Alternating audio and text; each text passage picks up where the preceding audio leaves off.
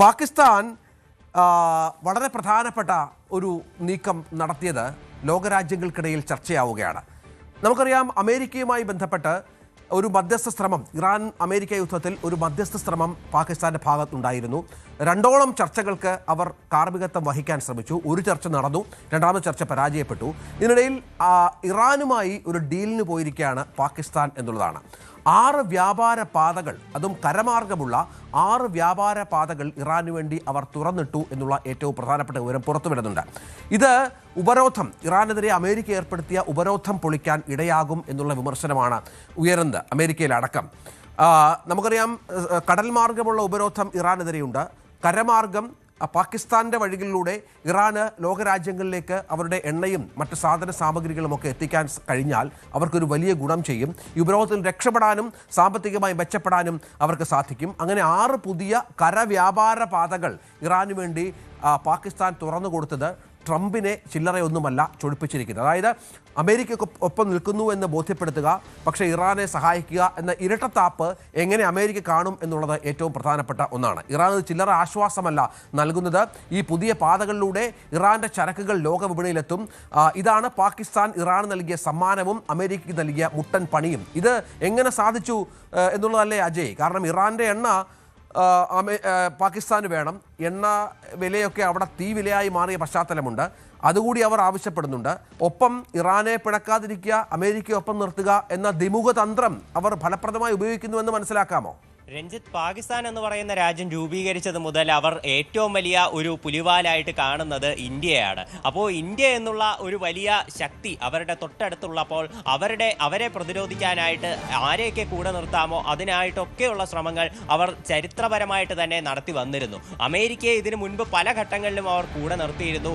അതുപോലെ തൊട്ടടുത്ത് കിടക്കുന്ന പല ഇസ്ലാമിക രാജ്യങ്ങളെയും പാകിസ്ഥാനോടൊപ്പം നിർത്തി ഇന്ത്യയെ ഒറ്റപ്പെടുത്താനുള്ള ഒരു ശ്രമങ്ങളും അവർ മുൻപ് നടത്തിയിരുന്നു. എന്നാൽ ഇറാന്റെ കാര്യത്തിലേക്ക് നോക്കുമ്പോൾ കാര്യങ്ങൾ കുറച്ച് വ്യത്യസ്തമാണ്. കാരണം തുർക്കിയെ പോലെ പാകിസ്ഥാനെ കണ്ണുമടച്ച് പിന്തുണയ്ക്കുന്ന രാജ്യമല്ല ഇറാൻ. അവർക്ക് ചരിത്രപരമായി തന്നെ കൂടുതൽ അടുപ്പം ഇന്ത്യയോടാണ്. പാകിസ്ഥാനെ ഇപ്പോൾ നമുക്ക് നിലവിലെ സാഹചര്യങ്ങൾ തന്നെ എടുത്തു നോക്കാം. ഇപ്പോൾ നിലവിൽ തന്നെ ഇറാൻ പാകിസ്ഥാനെ വിശ്വസിക്കാൻ കൊള്ളില്ല എന്ന് പരസ്യമായി തന്നെ എടുത്ത് പറഞ്ഞിട്ടുണ്ട്.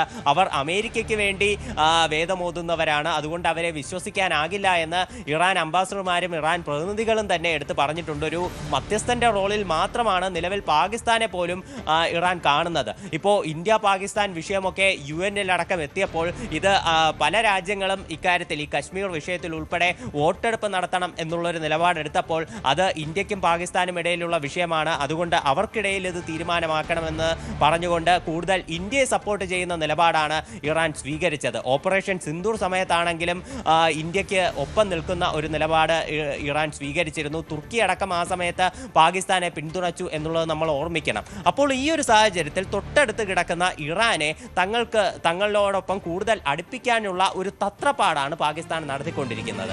അതിനു വേണ്ടിയിട്ടാണ് അവർ നിലവിൽ ഒരു 6 പാതകൾ ഉൾപ്പെടെ 6 വ്യാപാര പാതകൾ ഉൾപ്പെടെ കരമാർഗം ഇറാന് തുറന്നു കൊടുത്തിരിക്കുന്നത്. പക്ഷേ ഇതൊരു മണ്ടൻ തീരുമാനമാണ്. കാരണം കരമാർഗം ഈ ഒരു ചരക്ക് ഗതാഗതം നടത്തുന്നത് അത് കടലിലൂടെ നടത്തുന്നതിൻ്റെ 10 മടങ്ങ് ഇരട്ടി ചെലവാണ്.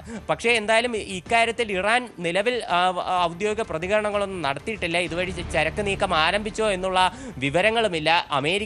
അമേരിക്ക ഹോർമുസിൽ നടത്തുന്ന ഉപരോധങ്ങളെ മറികടക്കാനാണ് പാകിസ്ഥാൻ നിലവിൽ ഇത്തരമൊരു നീക്കം നടത്തിയിട്ടുള്ളത്. ഇതിലൂടെ ഭാവിയിൽ ഇറാനെ തങ്ങളുടെ കൂടെ നിർത്തി UN ഉൾപ്പെടെ തങ്ങൾക്ക് കൂടുതൽ പിന്തുണ ഉറപ്പാക്കാൻ കൂടി പാകിസ്ഥാൻ ലക്ഷ്യമിടുന്നുണ്ട്. പക്ഷേ അമേരിക്കയുടെ എതിർപ്പിനെ മറികടന്നുകൊണ്ട് എത്ര നാൾ ഇത് തുടരാനാകുമെന്നുള്ളതും ചോദ്യമാണ്. ഈ ചരിത്രപരമായി നമ്മൾ നോക്കുകയാണെങ്കിൽ ഇത് അങ്ങനെ അധികം നീളില്ല എന്ന് നമുക്ക് പ്രവചിക്കാൻ ഇപ്പോഴേ ആകും. തീർച്ചയായും അതാണ് സാഹചര്യം. വൈറ്റ് ഹൗസിനെ പാകിസ്ഥാൻ വല്ലാതെ ചൊടിപ്പിക്കുന്ന പശ്ചാത്തലം ഒരുങ്ങുന്നു. അത് ചില്ലറ പ്രശ്നങ്ങളല്ല അമേരിക്കയിൽ ഉണ്ടാക്കുന്നത് എന്ന വാർത്തകൾ കൂടി പുറത്തു വരുന്നു. കാരണം ഒരു മധ്യസ്ഥൻ്റെ റോൾ വഹിച്ചിട്ട് ഇപ്പോൾ ഇറാനു വേണ്ടി സഹായം ചെയ്തു കൊടുക്കുന്നു. അമേരിക്കയുടെ ഉപരോധം ലംഘിക്കത്തക്ക വിധം എന്നുള്ളതാണ് ഏറ്റവും പുതിയ വിവരം. കൂടുതൽ വാർത്തകൾക്ക് News 18 Keralam YouTube channel subscribe ചെയ്യുക.